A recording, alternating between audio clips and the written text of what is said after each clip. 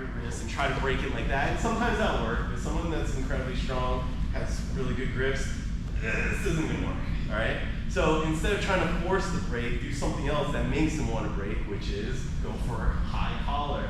Oh, look, his arm went up immediately. He knows something's up. He doesn't like that, right? But if it didn't, then go for the choke. Then he has to address that, right? Then he has to bring his arms up. And as soon as his arm comes up, you want to grab something and drag him over, right? But as you're dragging him over, make sure you use your knees and try to use both hands as you can, okay? So when I drag him over, once I get him past me, past my chest, whatever, I want to like drop him and I want to change my angle a little bit, okay? So like he's going to try to push into me, but I want to scoop just out of the way and get him to the ground. Once I get him here, I need to make sure I hold this arm with the opposite arm, all right? Ideally, if I can punch it through like that, great, all right? This is incredibly strong. It's gonna be very difficult for him to bring it back. But a lot of times you're not gonna be able to get that lucky, right? So you're gonna utilize your grip and your chest. So as soon as I get around the corner, I wanna koala hug him so that he has to go through my chest to get back to neutral, right?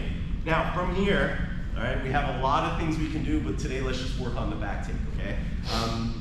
Higher belts work either of the techniques to get to back, all right? For lower belts, I want you to climb, all right? So when we're in this position, make sure you grab that armpit, grab it strong, all right?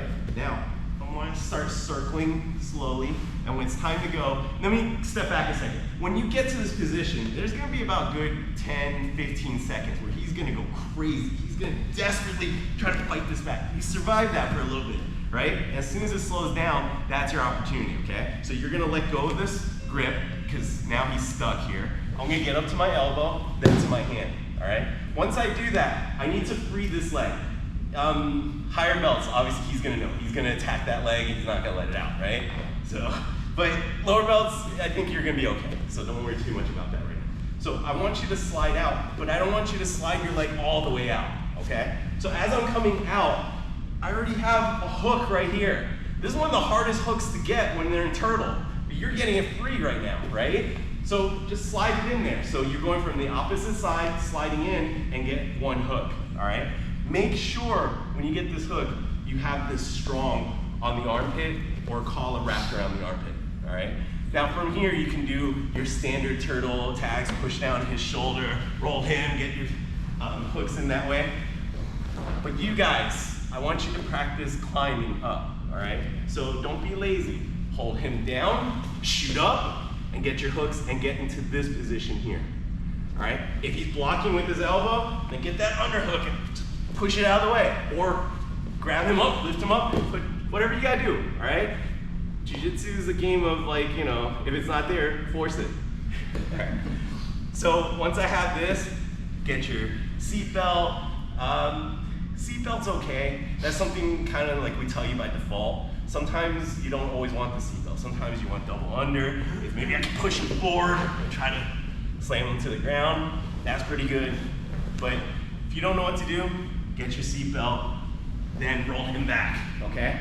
I want you guys getting used to climbing up, getting your hooks, getting your grips, then falling if you want to, if you choose to. You can still stay up there and choke them from the top, all right? What I don't want to see is this.